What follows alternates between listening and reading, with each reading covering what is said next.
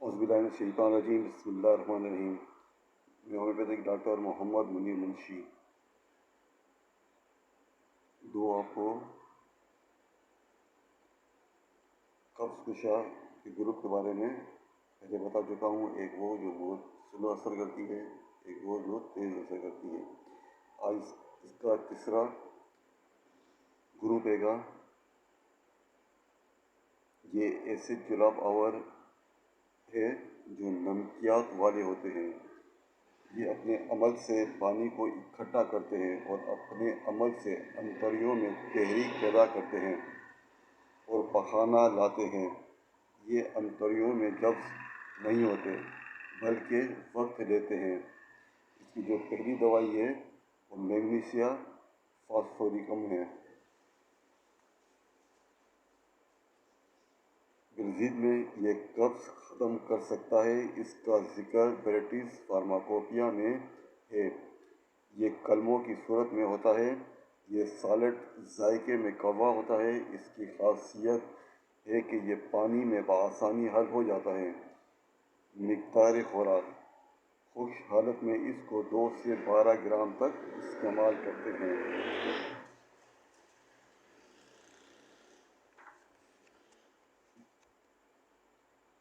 जबकि इसको अगर हम, ये तो था क्यूब पोटेंसी में, अगर हम इसे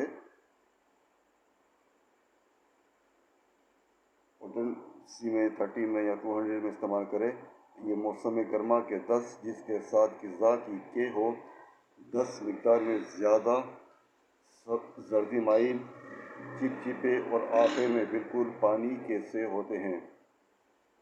दस्तों के अंदर सफरा की जर्दी आ जाती है जिससे मरीज़ के अच्छे होने का पता चलता है। इसकी दूसरी मेडिसन है मैग्नीशिया कारब।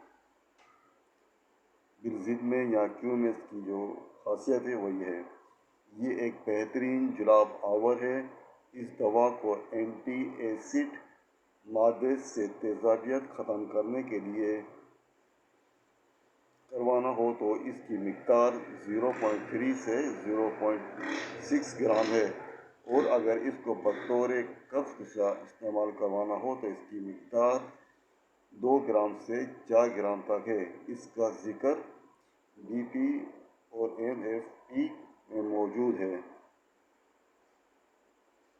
ये दवा नज़ला वराम अमारा में काम आती है। जबकि पखाना मानी सब्ज़ झाग के आते हो, पखाने के एक खट्टी बू आती हो, बच्चा ज़ोर जर्द और बीमार हो, इसको दर्द कोरेज की तकलीफ़ हो, यानी कि ये भी अगर हम क्यों में इस्तेमाल करेंगे तो ये भी कब्ज़ कुशा है। लेकिन अगर हम इसे पोटेंसी में इस्तेमाल करेंगे तो ये इसके बिल्कुल अपोजिट इस्तेमाल होगी और ये दस्त या दस्त को सही करने वाली है।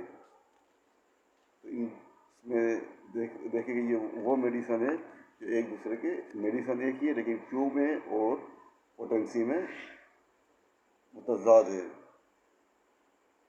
इसकी जो तीसरी मेडिसन है वो है मैग्नीशिया फास्फोरिकम। ये एक कब्ज़ कुशा असर रखने वाली दवा है। इसको ब्रिटिश फार्माकोपिया में ज़िक्र किया गया है। ये पाउडर की सूरत में होती है। ये दवा पानी में नाहल पजीर है। खुराक 1 से 4 ग्राम तक है और बिल मिसल में ये इसके अपोजिट में इस्तेमाल होती है और उसको भी मोशन वगैरह में इस्तेमाल किया जाता है। इसके अलावा इसकी चौथी जो इस ग्रुप की मेडिसन है वह नेट्रम फास्फोरिकम है। बिलजीद में या क्यू में ये दवाई भी कब्ज़ के खात्मे के लिए इस्तेमाल होती है। ये BP में शामिल है। ये दवा कलमों की शक्ल में होती है। ये शफ़ाफ और बेरंग होती है। इसका जायका कोई ख़ास नहीं है। ये सर्द पानी में हल पजीर है। खुराक 2 से 16 ग्राम है।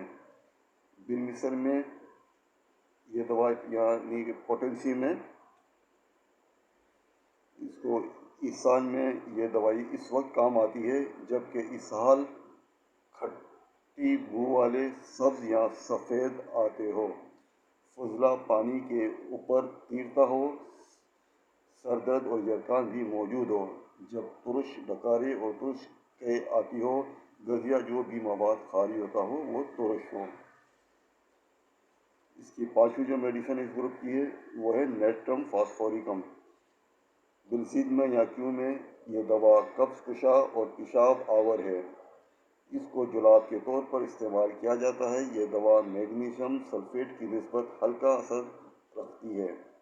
مقدار خوراک 2 گرام سے 16 گرام تک۔